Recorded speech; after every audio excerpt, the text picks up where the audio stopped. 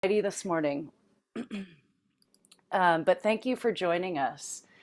When Mike O'Connor and I were talking about this Retake webinar, we changed it up a little bit from the marketing that went out. So you're going to have a different experience, I think. You're going to get the experience that you came for. And then we enhanced it even more by bringing, you can see Mike Jett here in the pink shirt. Mike is also Leadership Circle Profile certified, but he's also been on a 10-year development plan for himself, a development journey. And he's going to share with us today. We're going to kind of set the stage of concept and context. And then Mike is gracious enough to share his story about actually what it takes to develop over 10 years using the universal model of leadership. And he's even going to put up his fingerprints over time. He's taken 4 profiles and he's had extensive coaching back when he was with Honda. So now he's on the other side of the table as a coach, but as a leader, you're always on both sides of the table. So we just thank you, Mike Jett, for coming and sharing your story today. It's a pleasure. Looking Yeah, forward to it. good, All right. good. Well, Mike O'Connor, I don't know if, for those of you who don't know, myself, Mike O'Connor, and Crystal, we're all part of the Leadership Circle interior, and Mike and I are in business development. Crystal is now moved over to marketing, and she supports these learning circles. So we couldn't do any of this without Crystal. Mike has been walking around these parts for what, 10, 12 years? Pretty much everybody in the community knows Mike O'Connor, and I always laugh and say, when Mike's leading a webinar, we get about 150 people, and everybody just steps away because everybody loves Mike so much. And I do too. We all do. So let's have some fun today. We're going to make this interactive, and I'm just so glad that we've got a small group. Um, the tendency on Zoom can be that we do a lot of talking and questions come in the chat. But Mike Jett, we were talking about this yesterday. We'd really like to make this a dance. So, we'll get into the fine detail of the how and the why of the retake, but let's get into the story and really make this experiential. So we'll want to hear your voices as well. Well, as we do at Leadership Circle, we want to set a creative foundation, right? So thanks to those of you who are on this mission with us. Our purpose is we exist to evolve the conscious practice of leadership. Mike Jett is just one example of what that looks like over a 10-year period. And we do that to steward the planet and to awaken us all to our inherent unity. Growth and development and raising consciousness is really something that we do together for one another and for the planet. So Mike being here today and sharing our story really embodies this mission and this purpose. So objectives today, so what, we've got 4 of these, we've got 3 of them, and I know that we're going to go so many other places as well, but just to set a foundation for you, we're going to explore the value and the benefits of the LCP retake with the same leader over time. And we're going to discuss things to consider when preparing for a retake debrief as well. And then we're going to explore the differences between conducting a retake debrief and ongoing coaching. So we're going to step into all of that, and then the and more. I know this is going to open up into a conversation that none of us are really oriented toward now, and that's what we want to happen. So let's make it fun and experiential. So this is interesting. So what is a retake? Mike and I get a lot of questions from practitioners saying, when you look on the price list, you've got an LCP retake. Like, what is a retake anyway? So a retake is any LCP, any Leadership Circle profile taken for a second or more time following an initial LCP. So to me, I think the word retake, sometimes for me in my head, it's hard to make sense of. It's just that you're retaking a profile over time, but really you're taking another profile over time. So it's not a pulse or a check-in, it's a full LCP with the same or an updated set of evaluators with a full debrief. You're going to hear from Mike. He really tried to keep his raters, evaluators, consistent through his whole development journey, which creates another outcome as well, right? And so a retake typically between 12 and 18 months. Mike will share kind of his opinion on that. That 12 might feel too short. Really development over time with coaching, with a one big thing goal, with a development plan, with the accountability circle. Nearing on 24 months, we've heard from Mike, really feels more solid and foundational. Like you can really sink your teeth into that development.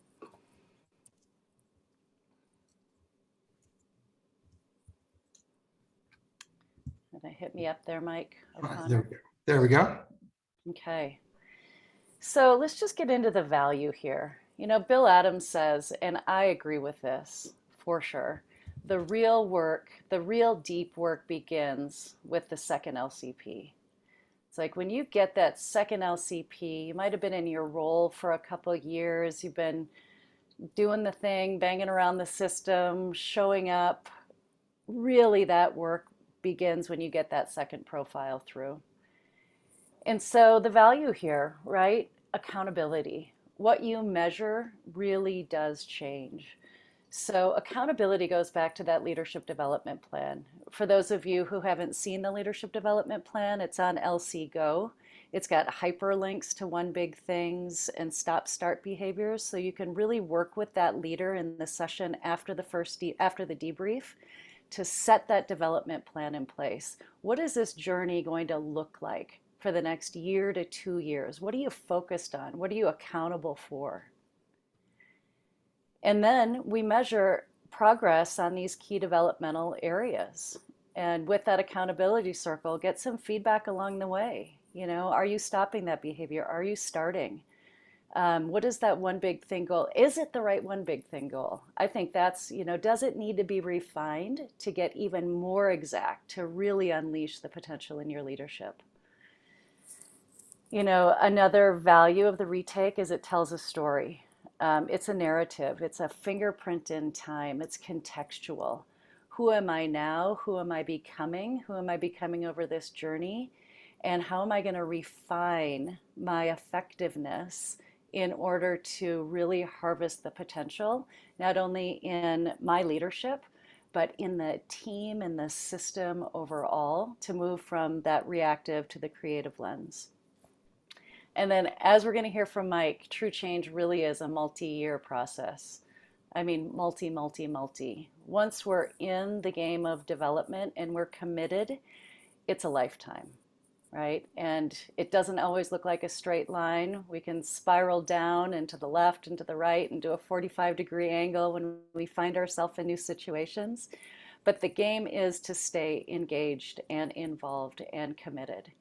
And really setting up that successful coaching engagement from the start. Mike's going to talk a lot about that as well, and how that can really create impact over time with this stake in the ground, with this commitment.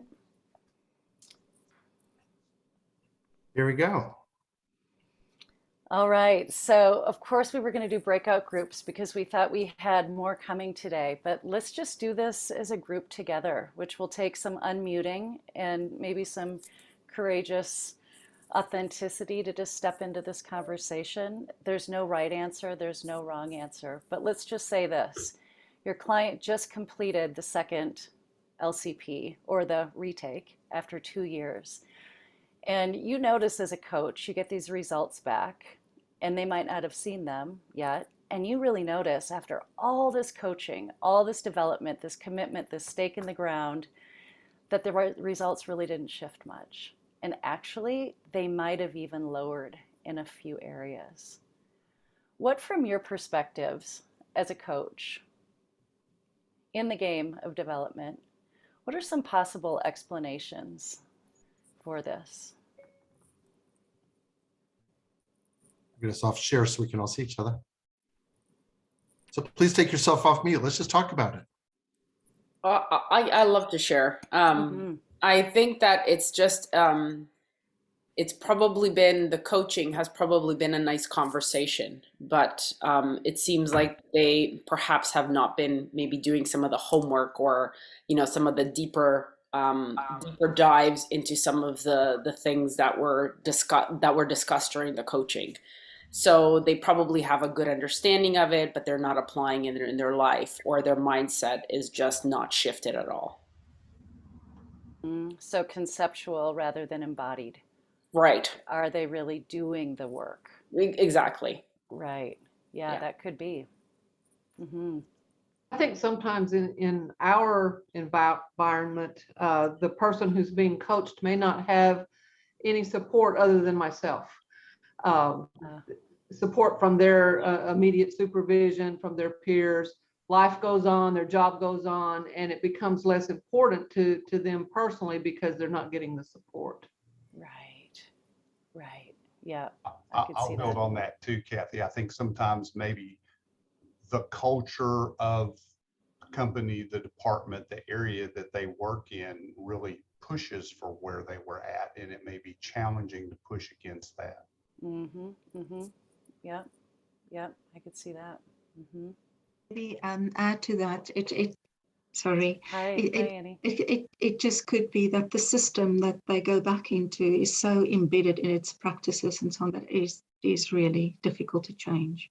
Right. To really move that needle. Mm. Uh-huh. Yeah.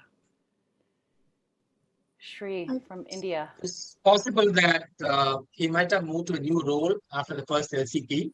Yeah, got it. I was thinking that I too. I find that people don't change their opinions once they have them made.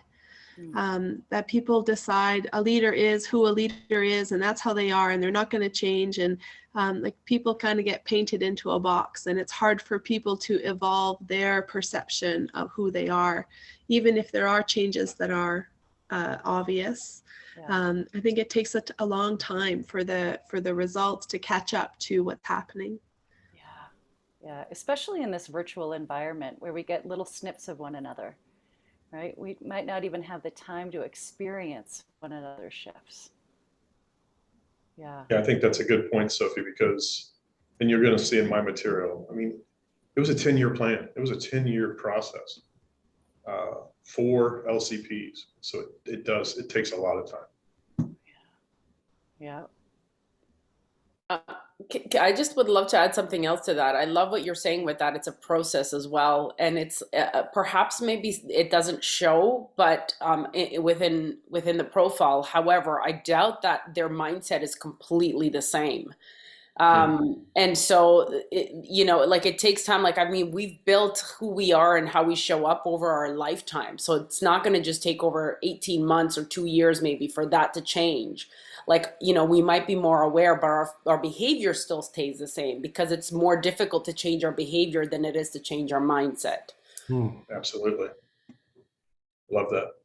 Yeah. And then there's the written comments, right? Those are going to shift, and the graph is harder to shift. But those written comments, if you can really get intimately familiar with those, you're going to see some shifts in those comments without a doubt. Yeah. Anyone else want to add to that? Someone talked about support earlier. I would like to take one step further and say the ecosystem doesn't support the change. And have you experienced that, Shri? Have you experienced that as a coach? Okay, so I am an agile coach, professional coach. I did see in certain cases, despite whatever transformation the company goes through, we see leaders still, I mean, it's not about LCP, but then talk more generally. Still, as the whole ecosystem doesn't support the change. And so one of the leaders was asked to leave.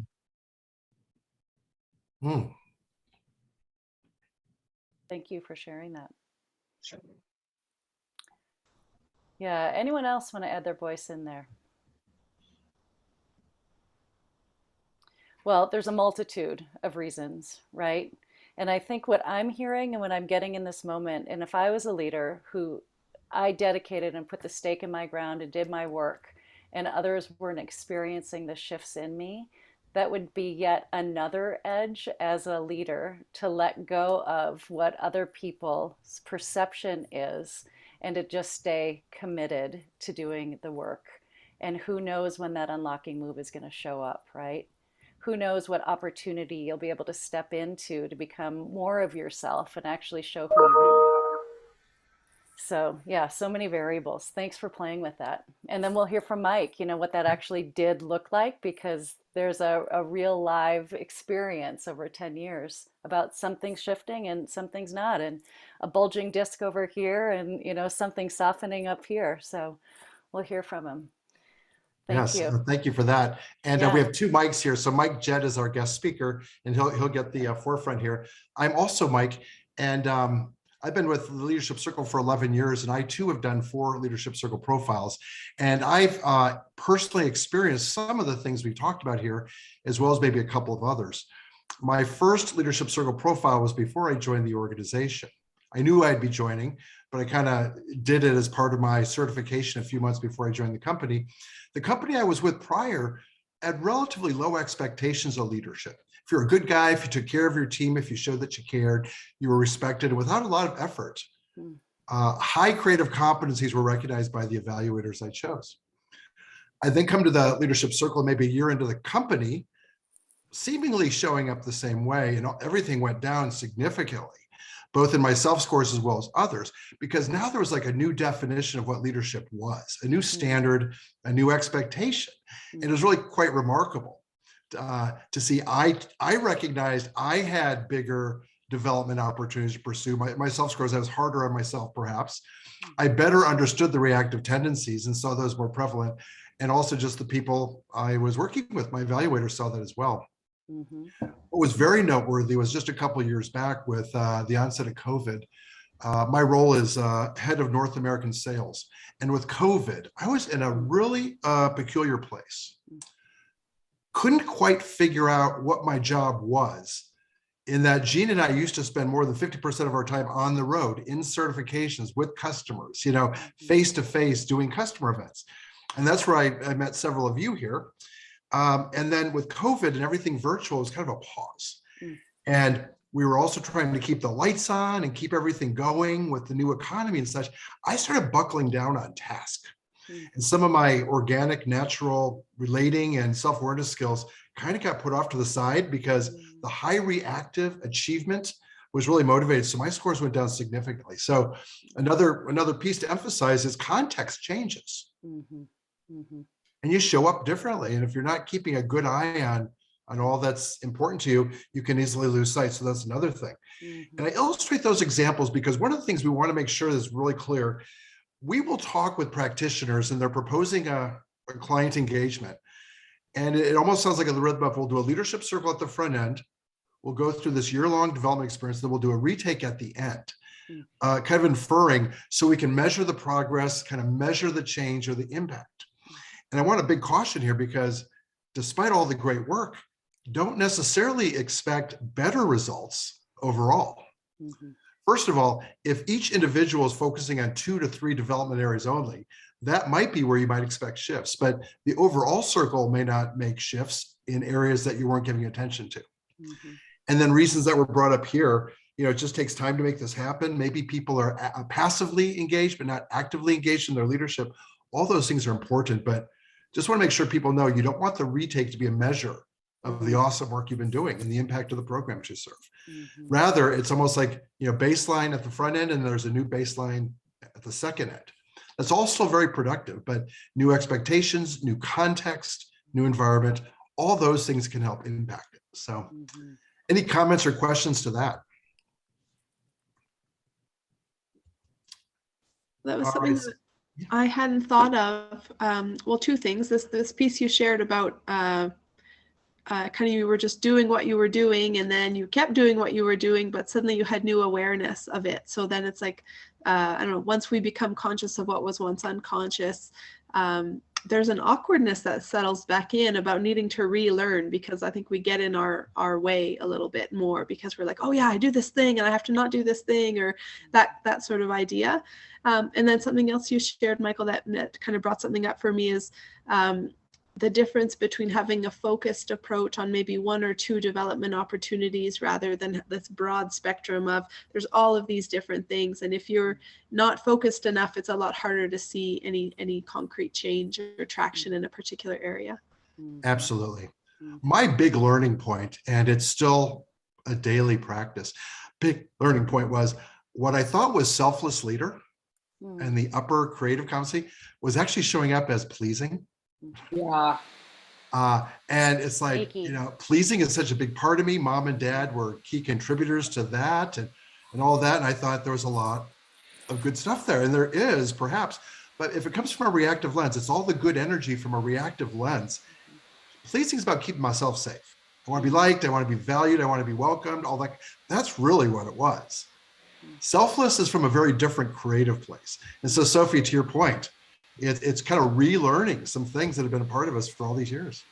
Yeah, and to Mike's credit, because we get to do this work together, he reached out to me really early on in that, and he said, you know, just something doesn't feel right. You know, I'm sliding into this pocket that I normally don't slide into, and I'm wondering if you could use your lens to see maybe what's occurring, because in this moment of so much complexity, so much change, I'm disoriented. You know, that was my experience of you, Mike. You were just, like we all were, disoriented. And this work with our accountability circle, and if we're really committed to it, we can have these conversations fully vulnerable with one another.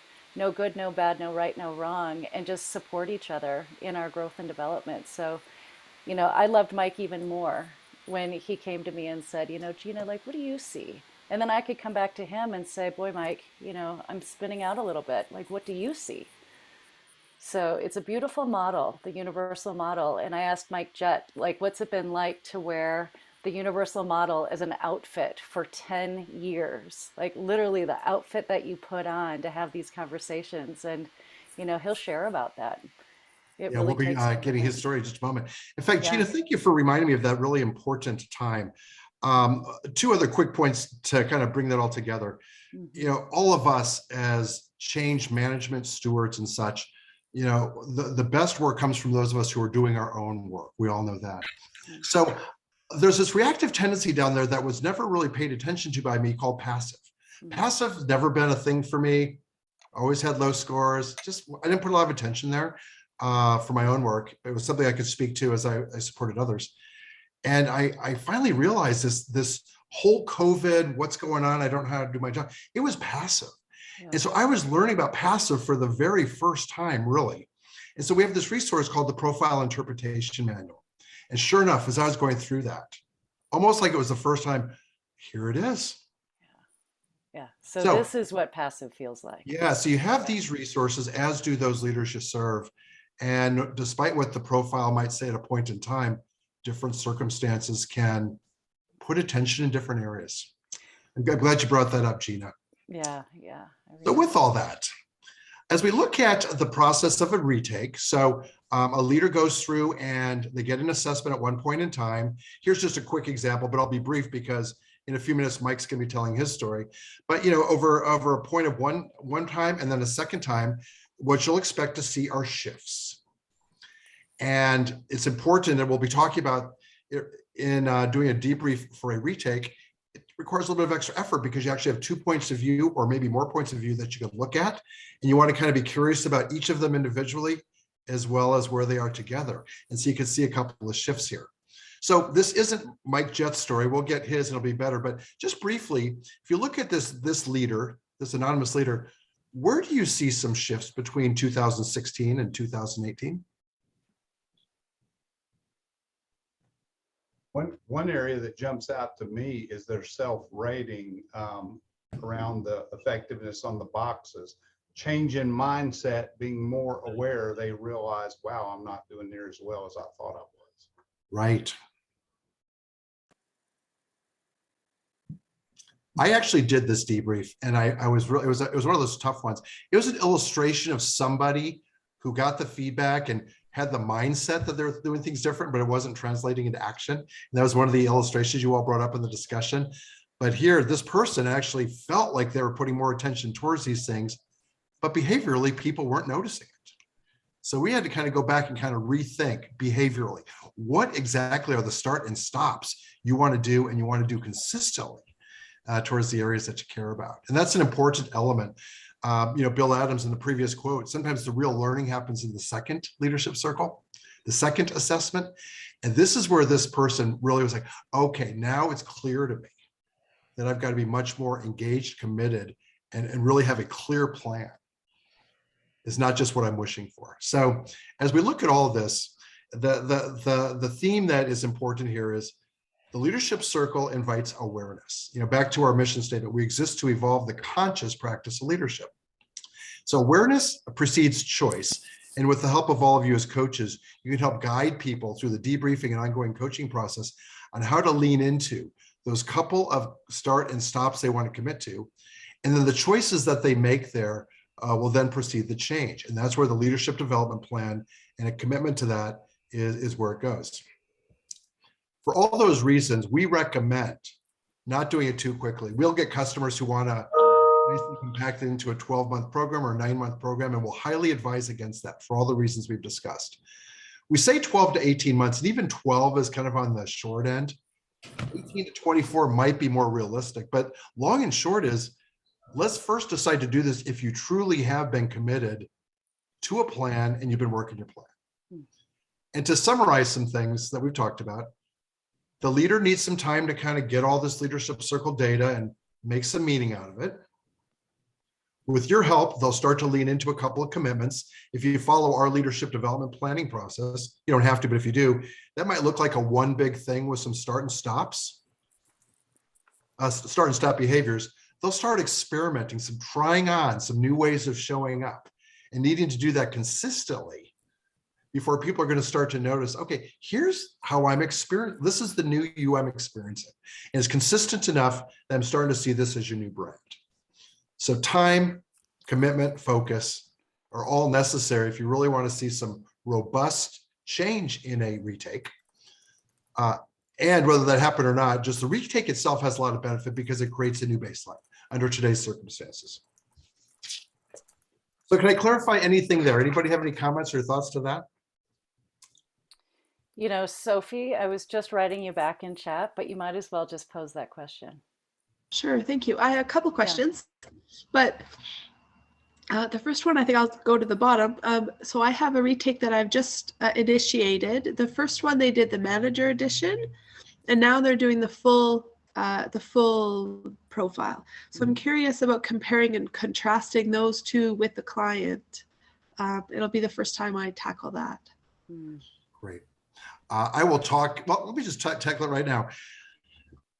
Interesting. They will still, that's still relevant. Generally speaking, the reactive tendencies look the same in both of those models, by and large. And with the creative competencies, well, there's fewer of them in the manager edition, so there's more places to look. The general themes are still there, and they're laid out in the same places. So you could still visually, Sophie, you could still look visually at the graphs and kind of see where there's shift in the relating versus the task. So you'll be able to make the hopscotch there. And then perhaps the real meaning making will be in the written comments. What are the key themes or trends? Okay. You'll find there. What I find most useful, just to kind of get myself grounded, page 10 of every report always has the rank ordering. Call it the leadership brand. How do you see yourself currently? I like to put those side by side and kind of take a look. What are the top 5 or 6 that you see are most prevalent in you? And then at the bottom, which ones are least prevalent in your mind? And then contrast that with how others see you. I love that, page 2. Okay, and thank you. And then my other question was about whether there are different or additional resources or comparison reports available when it's a retake assessment, or if you just have the same documents. Yeah, we'll share with you what that looks like. Okay, fantastic. Thank you for those questions. Any others? Okay, well, let's get going in that direction then. So, as you prepare for a retake debrief, it requires some extra work. You want to get your 2 reports together side by side because you've got double the data. So to kind of get to part of your question, Sophie, what you'll then have is the 2 reports side by side. There's nothing that combines them together per se, but you have those 2 things side by side, and you could spend time with your client but also in your prep, just kind of looking at the written comments, overarching themes, the graph, where you see the energy or not. And then I find page 10 helpful. And so what you'll do is you'll review the two of them together. What might not be clear to you, the database is always changing. So like with Mike Jett, for example, who we'll be hearing about in a moment, the database from 2012 versus 2022, it's remarkably different. So when we spit out a retake for Mike Jett today, his previous reports will be available, but they'll be run on today's database, so we can compare apples to apples. By and large, the trends will still be the same. So we're not looking for something remarkably different. The written comments are all intact. But if we're running a retake like you've just done, Sophie, whenever they did their manager edition, that report will come to you from the new database of today. And the project center, if you tell it, you might have to tell it, they'll recognize your client if they've got the same email address, but if not, you'll want to tell them this person did a manager edition, and then they can pull that up. But the project center will then recognize the two debriefs and get you both reports, and they'll send you both. Yeah, there was a little checkbox. So I imagine that little checkbox, when you check that off, that flags it for the system. You got it. You got it, exactly. So it's really important to note, if I'm preparing for a debrief next week, I'm looking at today's data in contrast to the data from yesteryear. Both reports will be available to me, and I'll share them with my client. But the report from yesteryear might look a little bit different, just in that it's informed on today's database is all. And I've done several of these. It's almost negligible. Perhaps even the client won't even notice. The trends will certainly still be the same for sure. But that will then be all that's necessary for you to kind of do your preparation. And then we'll talk about how to guide the conversation in the retake debrief. So I've talked about this already. This is what I find most useful. This is page 10. So I find this is just the way I think. Just I eyeball those top 5. Here's how you see yourself today. Contrast it with how you saw yourself 3 years ago. And then at the bottom, these are the competencies that are least prevalent. For example, courageous authenticity and integrity were way low in this person today. Where were they 3 years ago, for example?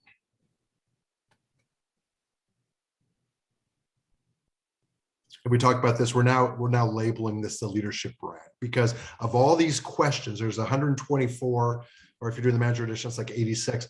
All these questions are in there. People don't know what competency the statements are attached to, but all bubbles in through the data and through the algorithms to kind of show where they all line up.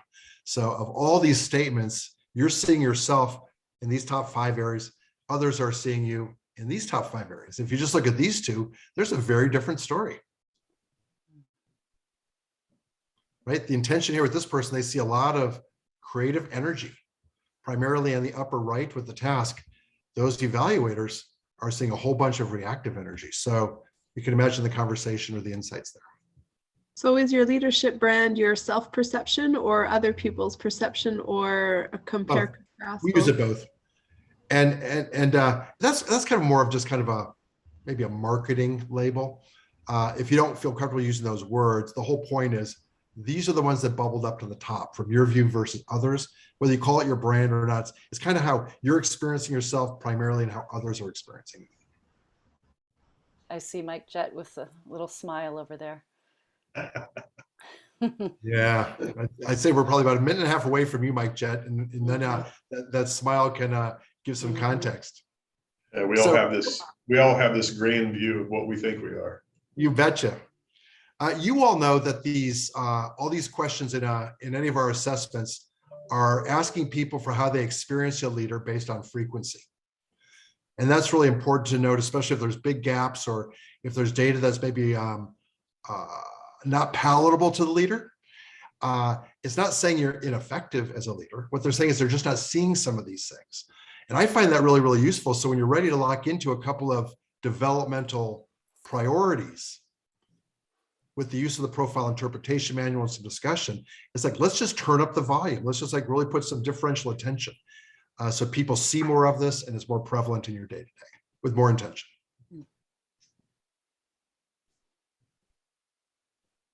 So the debrief steps, you'll recognize this slide perhaps. This debrief process has been with us for quite some time. It's basically the same process primarily, But the subtle differences are you're now talking about connecting what's been happening since your last leadership circle profile and today. So kind of getting a conversation about areas that you've grown in, areas you've been paying attention to, and kind of ask them to talk about kind of the differences over time with context, their intention, and so forth. And I'll give you a little bit more clarity on what that's all about. But that's really the difference, just bringing in the whole side by side and honoring and respecting both. Not that it requires a whole bunch of time. The primary part of the debrief of the retake will be on today's assessment, but looking at what shifts might be as a result of work they've done the last couple of years.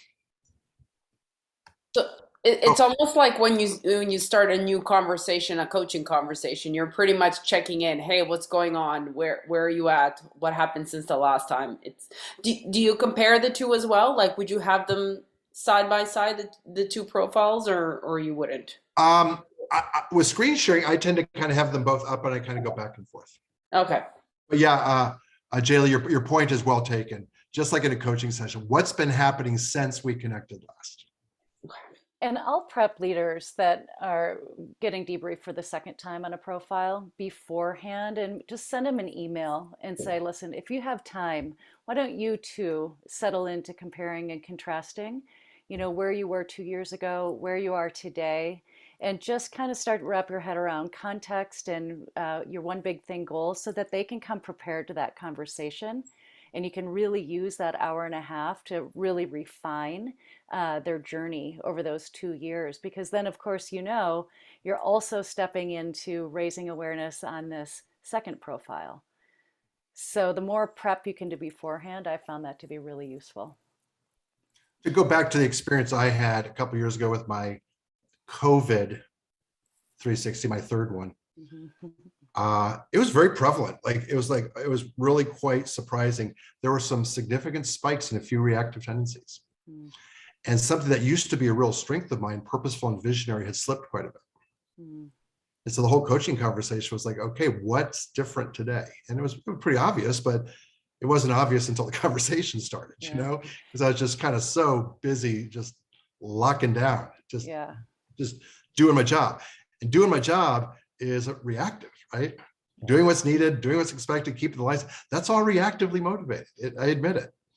And people. But just to add to that too, Mike, just to humanize this, right? We know that when we're under pressure, if we've got dormant material sitting in our system, we might have skipped a stage at one point in our journey, it's going to come up for review. I actually love, as hard as it is, I love when those triggers come up because there's fresh fodder that's right there that you can't look past, right? You could go digging for that, but once it's up, it's available to go into. So I really like to say in this, there is no good or bad. It just is, and it's how we're going to step into the conversation given the experience that's happening, given this framework that we know that works. If you wear this outfit, it works. It's got the backing to do that, but you got to do the work with it. So, and Mike's going to talk about this, there is no good, there is no bad. It's progress over time. And there's a lot of places that you travel during that process. So Well put. I just wanted to put that out there. Yes. Thank you for that. Yeah. So just to kind of make a final point before we hand it over to our guest, we were preparing recently and we just kind of brainstormed some of these. I'd like you guys to, we'll look at the first paragraph and then the second. First just, let's have a conversation with the client we're serving and just get some dialogue going about where their leadership focus has been. And so we list out a couple of different questions there with the first 4 bullets. If you'll take a moment there. And I'm curious, imagining yourself, or in your case, Sophie, you're getting ready to do one. What other questions might be helpful here to kind of open up the dialogue about where things are today and where their focus has been? Anything else you think might be a good contribution to this list of questions? One thing that I really love to use a lot is thinking about how their story has shifted. Because when you do the first leadership circle profile, it's you start off with what's your story? You do the kind of 3 stages of their life. So I get curious about how has your story shifted since you did it last? So Excellent. powerful, Jayla. Mm-hmm. Anybody else? Oops, went too far ahead. A thing that surprises me, well, it does, but it shouldn't. Sometimes you'll ask these questions and it's like, oh, really nothing. Like, really nothing. Haven't really thought much more about it, you know?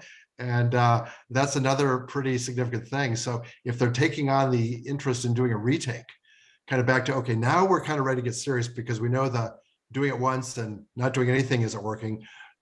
Maybe it's time to kind of get serious now and really kind of be more intentional. So when we do it a third time in the near future, we'll have different story to talk about. Anything else on this?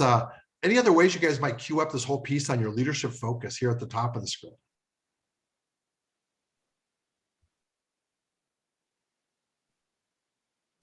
Well, and then secondly, context, and you got to a little bit of this, Jayla, but like, you know, what's been going on? You know, where have you been in the journey? What's your current narrative? So here's some other questions that might start getting the conversation to open up. So take a look at these down here at the bottom and see if there's anything you might want to challenge or add.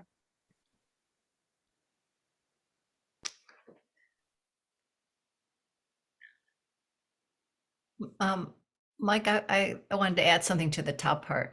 Please. As I look at those questions, I'm thinking, you know, perhaps one would be, you know, what's the vision they have of the leader they want to be, sort of the big picture, holistic sort of view, and then where has their focus been and so on.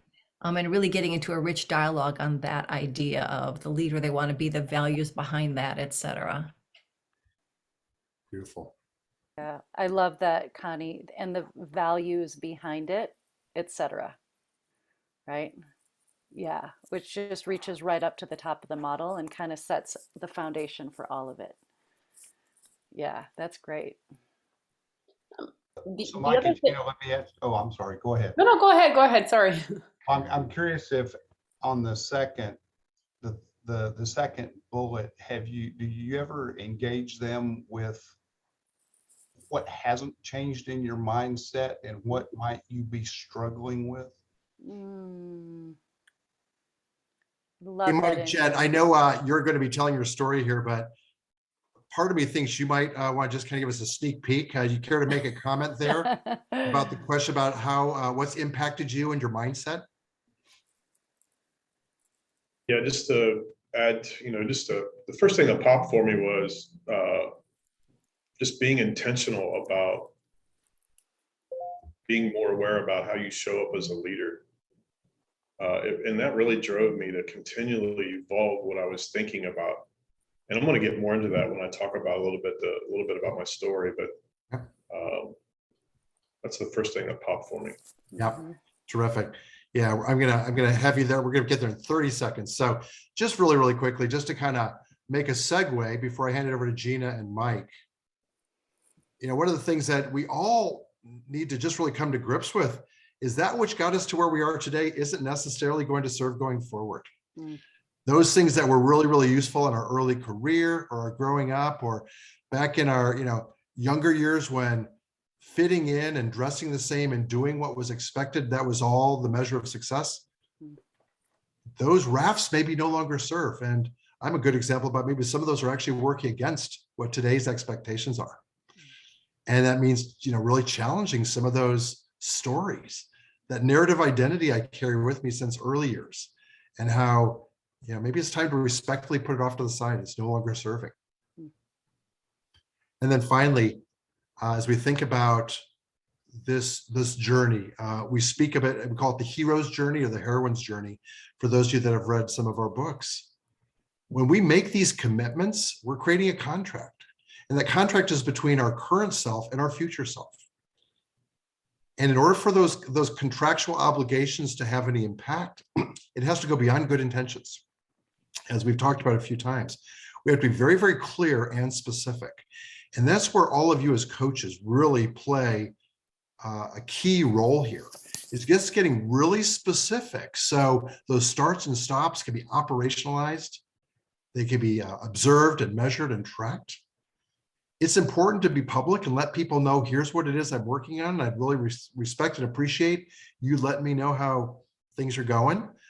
Sometimes it gets a little messy and it's kind of a backward step before a forward step. And with that, recognizing that part of the contract is losing some of those things about us that were important in the past, but maybe are no longer necessary today. So with all this, Gina, I am going to hand it back to you. Thank you. Thank you. Thank you. And Mike Jett, you know, many of you, if you've read Mastering Leadership, you've seen Mike's story. We also have videos of Mike and his story and his journey. I asked Mike today, since he's told his story so many times, you know, what might come through today that you've never even heard yourself say? And especially as he's now retired from his role at Honda, and he's on the other side as a coach, and he's a grandfather. I've met this man when we were in Georgia together, and was watching, Mike, how you conduct yourself, how you hold space, your curiosity of yourself and others. And you know, I was watching you, Mike Jett, and I thought, okay, so here's the guy in the videos in the book, and he is the real deal. So I am just more than honored to invite Mike into this conversation and, you know, move from concept at this point to experience. And I'll be interested, Mike, even on what we've kind of teed up, how your experience fits into that over time. And so here we've got a real live case of 10 years of wearing the Leadership Circle profile outfit. And I just want to open the conversation up with you and kind of dance through this. And for those of you who have questions that arise, I'm sure they will, put those in chat and let's track them and really get into a leader's journey using the model over time. So I'll turn it over to you, Thank you for Mike. being with us, Mike. Yeah, thank you. Yeah, Mike, Gina, thank you for having me here. It's you know, I was listening to the dialogue and conversation earlier, and I'm reliving my entire experience. And I'm like, okay, it was great. But again, thank you to the fellow coaches that are on the call. You know, the work that you do is incredible. And I just want to thank you and encourage you and inspire you to continue to do what you do. Changing this world one person at a time is something that is definitely needed. So we're in this together now. So a little bit about me, 38 years, Honda of America, worked in various executive leadership roles, got first introduced to the Leadership Circle back in 2012. We'll talk a little bit about that. I've since retired, retired in September of 2020. Didn't do anything for about a year. And then a couple of colleagues of mine from the Leadership Circle called and said, hey, what are you doing? And I said, nothing. And they said, how would you like to get into coaching? And I was like, you know what? It's a natural fit because at Honda, I was doing a lot of leadership development, working with young leaders and mentoring programs and coaching programs. And I loved it. And I loved connecting with people. So I called my current coaching consulting life my second mountain. Honda was my first mountain. I'm on my second mountain now. So that's a little bit about me.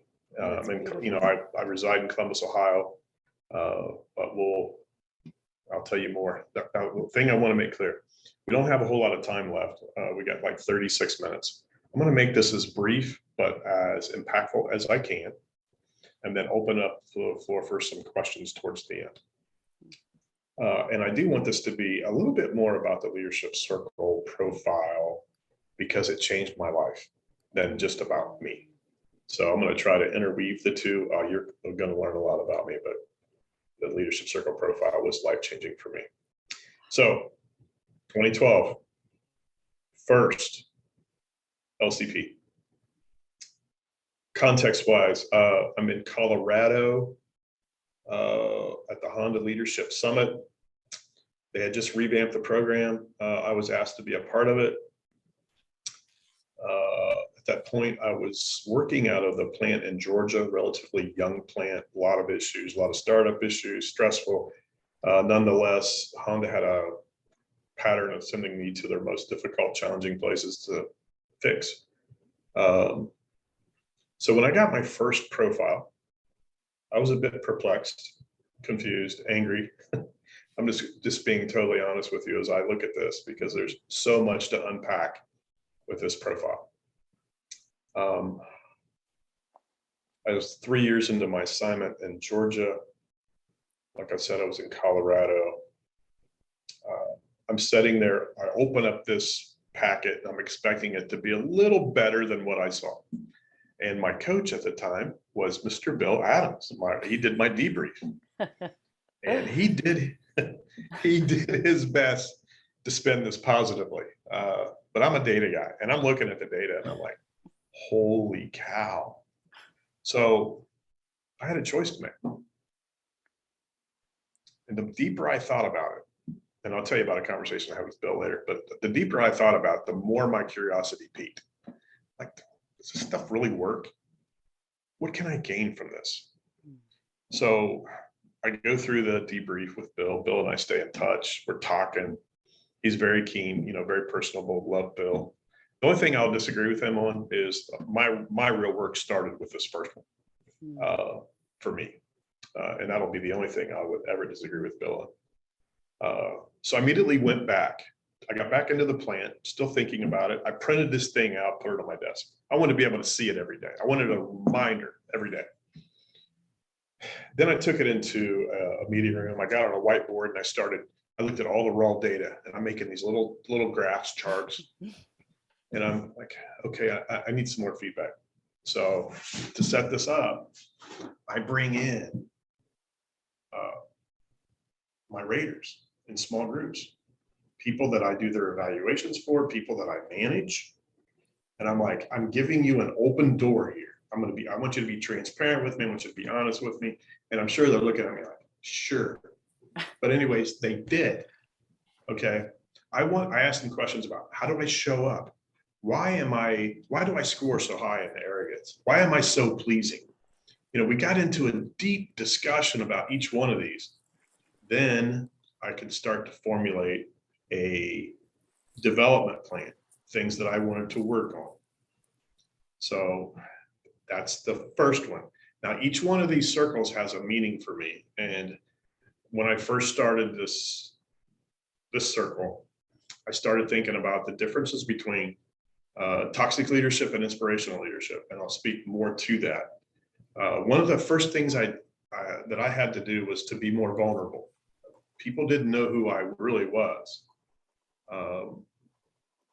I showed up every day, but I showed up with, high intensity, let's get the job done. I wasn't connecting. So if you take the circle, for me, it's almost as important from top to bottom to look at it from left to right. Left side is relating, right side is task. I was getting things done, but I wasn't getting things done and relating with people. So that was important to me. And the other thing I noticed about this one is the bottom is the leadership effectiveness. That was something that I really zeroed in on as well. If I showed up making all the decisions, everything had to be my idea. I always had to be right. That's a toxic environment to work in. So. As we migrate to 2 years later, if you'll just take a moment and just take a peek at the reactive creative scale, this bar measures the amount of energy above the equator versus that below. And notice the self-score versus others. And then as Mike just said, take a note at the leadership effectiveness score. Okay, Mike, you ready? I'm ready. Okay, we're now in 2014. So this one was better. You can see the leadership effectiveness at the bottom is a good indicator. So I went from 30% to roughly 65%. I kept the same raters. About this time, I created my leadership statement, which basically says the most important thing leaders do is to create positive environments where people love to come to work. And I got a lot of pushback from my team because they thought that meant coddling people. And I'm like, no, it doesn't mean coddling people. It also triggered me to get my entire team through the leadership circle profile process. That was so enjoyable, seeing everybody's, because we all have this, we all have this misconception. We all have this grand vision of who we are, right? So I took my entire leadership team, all my people leaders through the leadership circle profile. then we started to have some serious discussions about really defining what is inspirational leadership versus toxic leadership. We got more intentful with development planning. And we had some really good development plans that we created for each one of us. We had accountability partners, we had coaches, we had mentors. We were deeply committed to changing the culture of our entire facility. Obviously the step, this one, 2014, still wasn't where I wanted to be. I was still heavy in the reactive, and somebody said earlier about, we run to our reactive. We do. And a lot of our leadership,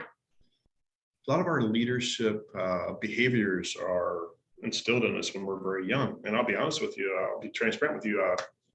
My father died when I was 8. I was the oldest of 5. I got thrust into a leadership position at a really young age. I was very protective of my siblings, still am to this day, but that really carried over into work, into my leadership in the business world. And I had to learn to deal with it because it was dealing with me. And that's something that I had learned along the way, that if I didn't deal with it, it was going to continue to deal with me. So I just got deeper into writing papers about leadership, how arrogance and pride are the root of everything evil from a leadership perspective. So that was the 2014 for me. Hey, Mike, I want to ask you to repeat this. One of the trends here, despite everything you've been mindful of, your self scores on the creative went down significantly, and your self scores on the reactive went up significantly. Can you just speak to that one more time? Yeah, it's, someone mentioned it earlier. You become more aware.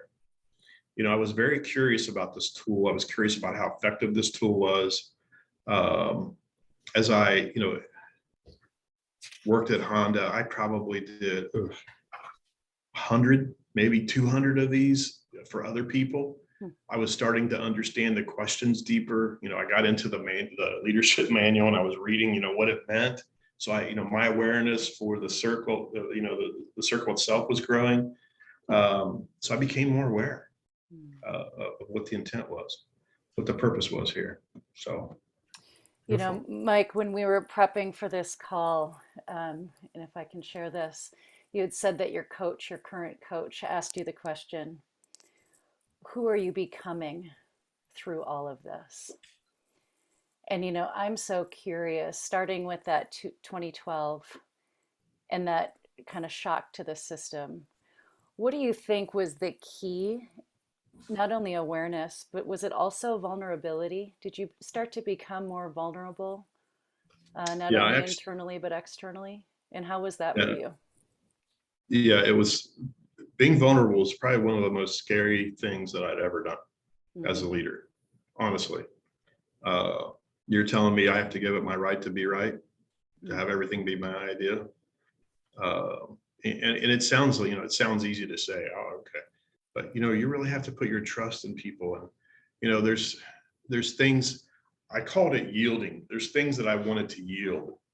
I'll yield you this. One of the first things I did was, we had a daily meeting at 9 a.m. And I showed up for the meeting, and everybody went around the room and we talked about, production and quality and safety. And at that time, we were really struggling in all those categories. One of the things that I did was I told my 5 division managers, I said, you know what? I'm going to yield all that to you guys. I'm going to yield it to you. I'm not going to go to the meetings. I see the reports. I'm not going to go to the meetings. It's up to you 5 to collectively move the needle forward in these areas. And it was remarkable. They felt empowered. They brought their ideas. They held each other accountable. If it was something big, they knew they could come to me and we could talk about it. But that was one of the first things I did, was I started to yield my influence and let others influence. And what that does is that lifts up the entire team. So that was one of the biggest, and I actually put together a PowerPoint presentation on being vulnerable and yielding. And there's things that I wouldn't yield. I wouldn't yield on results or excellence. We would pursue those things together, but I made it very clear for the things that I would yield on, that I wanted them to take the leadership on, that I wanted them to use their creativity on to move the needle forward. Hmm. So it sounds like a shift from controlling to relating, getting results Absolutely. through people, right? Yeah. And I continually noticed that with the circle. Everybody looked at it from top to bottom. I like to look at it from right to left. Hmm. I wanted to see more on the relationship side versus the task side. That was a key indicator for me. Beautiful. Okay. Well, let's see how you went. And Mike, as we do this, there's something we all know is true. The task of becoming a more effective leader is exactly the same as the task of becoming a more effective person. So as we migrate from 14 to 17, if there's something to share there, I'd like you to kind of talk about what was happening both at work and outside of work. I mentioned earlier that the leadership circle profile changed my life because it did personally. How I showed up as that first profile indicated, controlling, very reactive. That's who I was. I mean, that was my relationship with my wife, my relationship with my daughters.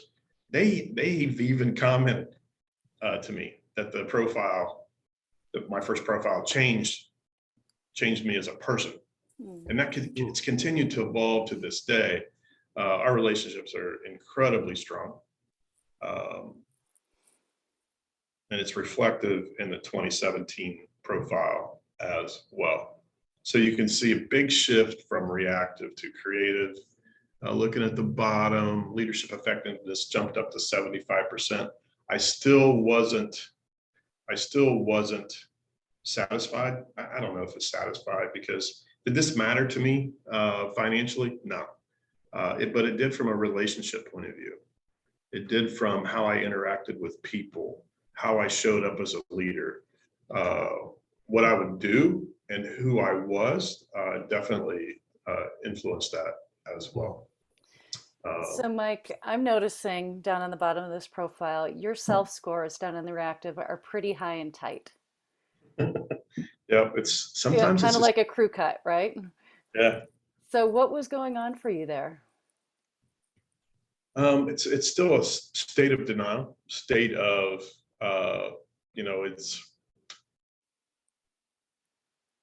I was basically in a similar role. I was still in the Georgia factory. We were just launching a brand new automatic transmission. Great results. Feeling pretty good about that at the time. But keeping the same raters was important for me because I wanted a mix of people that I worked well with and some that I didn't work so well with. But I think in this case, because if you look at the creative, I was pretty close, man, a lot closer than I was on the reactive side. And I think it's just more of still failing to recognize where I was truly as a leader. I wonder if that goes back to that list of questions, right? When we ask the questions, what might be the context that your evaluators aren't seeing the change? I almost wonder if that was your stake in the ground, like you were so committed to not doing many of the things that you had done, but others hadn't yet experienced that shift, but internally you were committed. I wonder. Yeah, I think that's very close. I think, as I was thinking about this, the majority of our people leaders had gone through the leadership circle profile. So we had this meeting we had a meeting, it was twice a month. It was on Thursday afternoons. We would all get together that had taken the leadership circle profile. And the challenge was to come in there with some new idea, something that we would continue to try to shift the culture of the company. And we did so many things with roundtables with our people, lunch meetings with our people, things that we hadn't done before. Everyone was coming up with new ideas to try to change the culture. And it's going to be extremely important when I show you the next slide. Yep. Because we were committed as a team based on all of our profiles to change the culture of that company to get to a point where that company would be recognized as one of the best Honda plants in North America. The reason that was key was because we were launching this brand new transmission. And the headquarter function was very reluctant to give it to us because of our youthfulness and our lack of experience. So we really had to change who we were as a company to get that new business. Wow. And this was a key part of it. So linking the business imperatives to this leadership development was key, and I would strongly recommend that. I do that with the clients that I work with now, because it shows that this stuff works, and it really does. We'll get there in a moment. I'm just going to address one quick question in the chat box. The question was about the LQ. This is a measure we do called the leadership quotient. And if you'd like to know more about it, if you read the first book we published, Mastering Leadership, it summarizes it in chapter 2. But basically, leadership quotient, and we don't have it off of a graph exactly, but it's the inner circle creative percentage divided by the inner circle reactive. And what we say is anything over 50% is a competitive advantage. Anything over 1.0 is a competitive advantage, meaning more creative than reactive. Anything below 1.0 is more reactive, so a competitive disadvantage. So in Mike's case, it's something like 58% on average in the creative versus 42. So you just multiply 58 divided by 42. We try that. You come up with 1.4. That's what it is. So we want leaders to aim towards getting above 1.0, so their leadership's an advantage, and then continue just striving for more. So it's creative divided by reactive. So Mike, you were talking about the importance of aligning this to the business metrics, given the big objective you had with the transmission in the Georgia plant. So here are some of the metrics that you folks were paying attention to in 2017. Yeah, so, at the time, so from 2009 until 2018, I ran the plant in Georgia.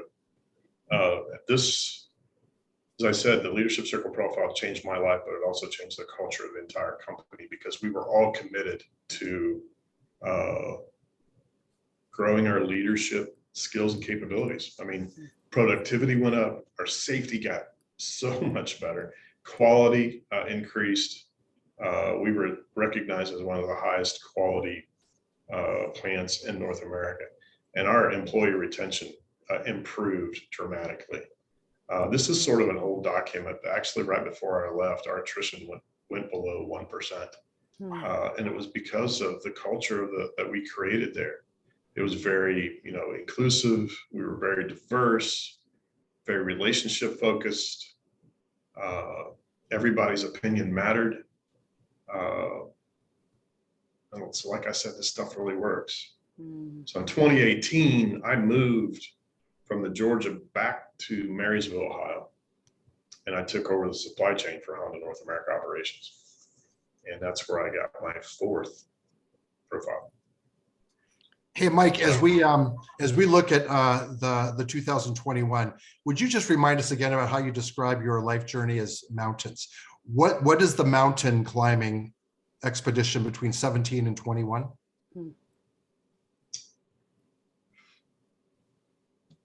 The mountain really started, the second mountain really started when I retired. Taking on a new role was not as big a challenge as I thought it would be. I was thinking about retirement anyways. So the second mountain for me really started when I started thinking about being a coach and a consultant, and what that would take with regards to engaging with the Coactive Training Institute, getting all the certifications that I needed to get from the certification. And I was always the oldest guy in the class. Not that matters. I'll say I was always the most experienced person in the class. But it was a great experience. And I look at my goal for coaching, and it's to give back. It's to help people get to where they want to be. Maybe not to make some of the same mistakes that I made, to be able to learn quicker, to evolve quicker as leaders. So with that, I'm just going to give people one more view of 2017, and I'll just kind of preview it. What you'll see over the next 4 years is one of the most remarkable shifts I've ever seen. And it was due to a lot of hard work that Mike will describe. So here we're now looking at last year. Yeah, so this was right right at the same time I was retiring, I used I used a lot of the same people, same team, a little bit of different people, because people had come and gone in the last 10 years that, that were part of my rating group. I wasn't sure what to expect when I opened it. I thought I was shocked, but then again, I wasn't, because I was intentful about my development as an individual. I was intentful for developing the people around me. I was mentoring and coaching a number of younger leaders in our organization. So I continued to evolve as a leader, as a individual, but it's almost like a spiritual moment for me when I opened this. And I came to the conclusion that the leadership circle profile, done right, done intently, being transparent, being vulnerable, it's life-changing. It works. It does. It's incredible. Really, it is. It takes work, though. A lot of work. And you'll see that, there was 2 years between the first 3 and 4 years between the last one. I don't know if I'll ever get another one. But the work continues. We had a great conversation with my coach yesterday. Who are you becoming in this process? And it's like,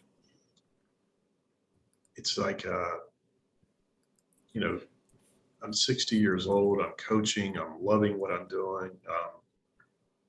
I'm inspiring people to become greater than what they are currently. It feels good. It feels great. What am I becoming? Difficult to answer, but it's almost like something spiritual. I don't know. Masterful. I don't know. Something greater than I am today. It's about leaving a legacy, I think, for the next generation. So I definitely want to continue this work. So, I don't know about anybody else on this call right now, but I have tears. It's like, this is the work. Mike, what was the moment that you realized that you were truly shifting and changing as a human, as a man, as a employee, as a boss, as a father? I think it would probably be closer to my second profile. I mean, I was distraught. I was distraught after my first one, so I was like, I got to make change. This is how people think I show up. This is not how I think I show up. So, and then again, Mike talked about the awareness cycle earlier. Awareness precedes choice, which precedes change, and that really embedded in me early in my, right after that first one. I started thinking about that. Biggest shift for me was probably the second one. But I think the real work for me started on the first one, just getting deep into the data, understanding what that profile meant. It's been extremely beneficial, I can tell you that. I can feel the love just radiating through your pores.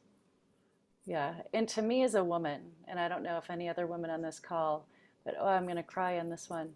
But for you to take on your development in this way, in an organizational setting, these are the fundamental changes that need to happen, because in most settings, men are still at the top of the game and it's shifting.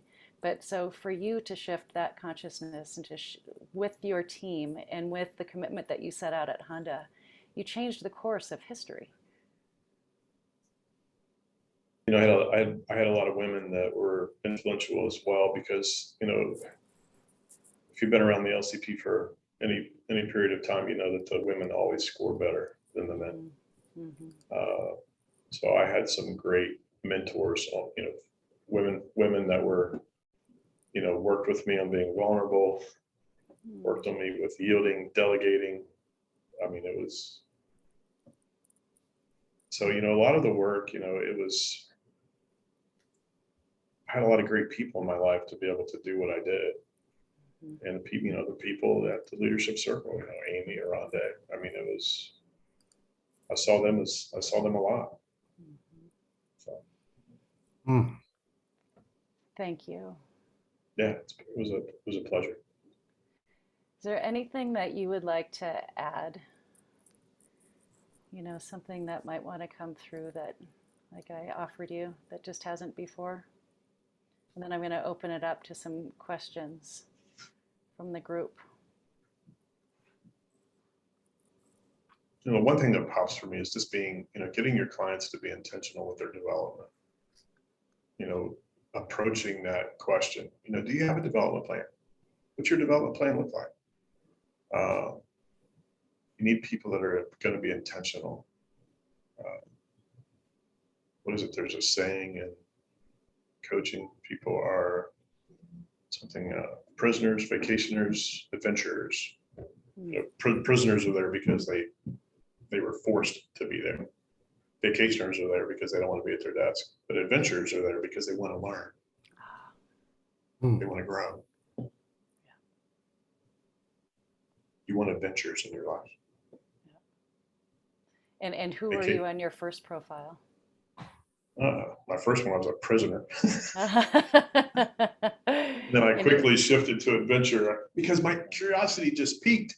I'm like, does this stuff work? Why did they do this? Why did they buy this? I just wanted to understand that it worked. Question from Kathy. Kathy, you want to just go ahead and ask him? Sure. We're just, in our organization, we're just starting to do Sure. leadership profile, and we've worked our way from very top leaders and are starting to come down in the organization. And I'm curious as to whether you ever received pushback from peers on the validity of your journey or the seriousness that you were applying to your change, things of that order.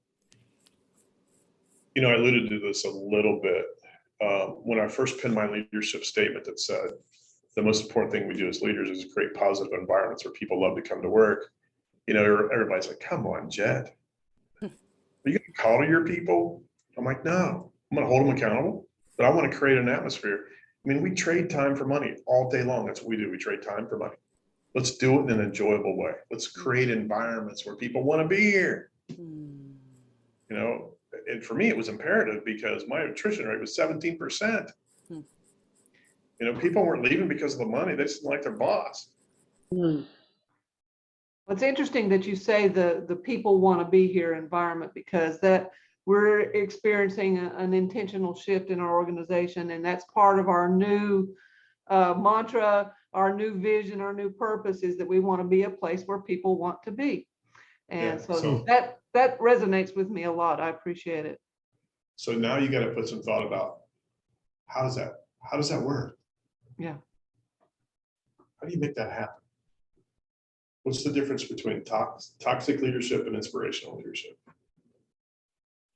Yeah, that's becoming more and more I prevalent. noted that. That's so prevalent with so many of the clients we serve. In North America, there's this whole conversation about the great resignation. People just don't want to go back and do the grind they've done. And what's amazing about the whole piece here is those who have choice, like your very best talent, those are the ones who have choices and that will likely leave.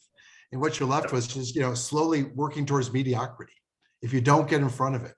And all the research suggests leadership is the most important lever, as Mike so well illustrated with his 10-year journey. Yeah. Mark, I see your hand up over there. Thank you. Thanks for the story, Mike. Really fascinating.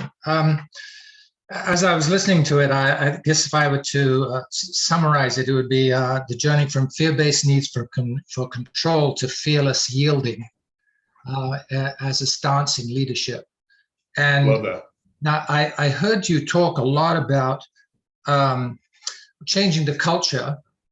And I also heard talk about the journey of consciousness. And it was interesting to me that you said it was almost a spiritual experience when you saw your final hugely creative, or I would say hugely fearlessly yielding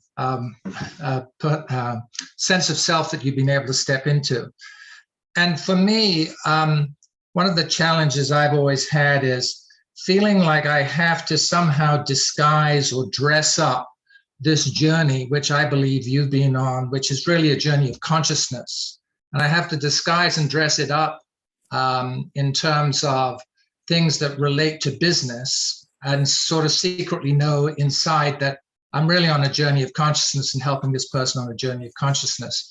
And I'm curious about if you ever brought a more direct conversation about, and you use words like vulnerability and things like that, which are also closer to it, that ever brought a sense perhaps to your inner circle that you are actually all on a quote spiritual journey. I want to be careful using that word because it's so often cloaked in religion. So if we can just take any religious things away from that, because I think that's the core of what we're trying to do on the planet. And we spend all our time in business, and I still feel the need, and maybe it's my own fear, to cloak what I'm doing unless I've been with someone for a long time. Right. I don't think I ever cloaked it, because what I tried to do in my business was be transparent about who I was, what I was doing. And I can remember when I moved from Georgia back to Marysville, one of the first things that I did during my introduction was talk about my leadership journey and what we had done in Georgia and how we were going to apply that moving forward into the new role that I was in. So I'm not sure I cloaked it, because I loved relating business imperatives to the leadership work that we were doing. So I'm still going back and forth in my head about whether I cloaked it or not. So maybe I can be a little bit clear about cloaking. Okay. I have no compunction about talking about vulnerability, transparency, relating the importance of being human with each other. But this inner journey that you're on as a leader is, I think, in my experience, accurately termed as a spiritual journey, in a sense, a journey from the non-self to a closer expression of one's true self, if you like, or one's fear-based self to one's yielding, fearless self. And that piece seldom gets articulated, but that's, in my view, really what's going on. I love that, because it's, when I think of it from that context, I would agree. But do you find yourself articulating that, or was it still in vulnerability? And it has to be tied to results, obviously, because businesses are there not as, unfortunately, they're not there as vehicles for your spiritual development as they are for their own aims and achievements, which is great. But I'm just wondering if you ever had anyone that you talked at that level with, other than perhaps your coach.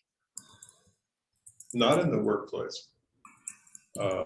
Now, I did rely a lot on my human resource division managers to be a significant part of the leadership journey for the company. So, but when we get it, what you're talking about to that level, no.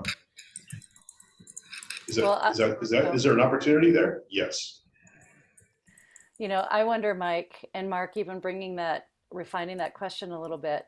Let's say in 2017, when you were a prisoner, if we as Full Circle Group at that time would have proposed this as deep consciousness work, what might your response have been? Oh, yeah. Great question. It is a great question, because I'm not even sure at what point I understood that's what was going on. Exactly. There was a point where I did, but I'm not sure exactly where that happened. Well, in fact, this might be a nice way to kind of wrap things up. One of the questions in the text or in the chat was, Michael asked the question, how might you anticipate the journey being different if you did not have the structure or the guidance of the LCP? Ooh, great question. Ugh. I would continue to be the reactive, unconscious, aggressive thug that I was, probably. Thug. Prisoner thug. Yes. Wow. Mike, thank you so much for the story. It was just remarkable. A lot of good stuff in the chat.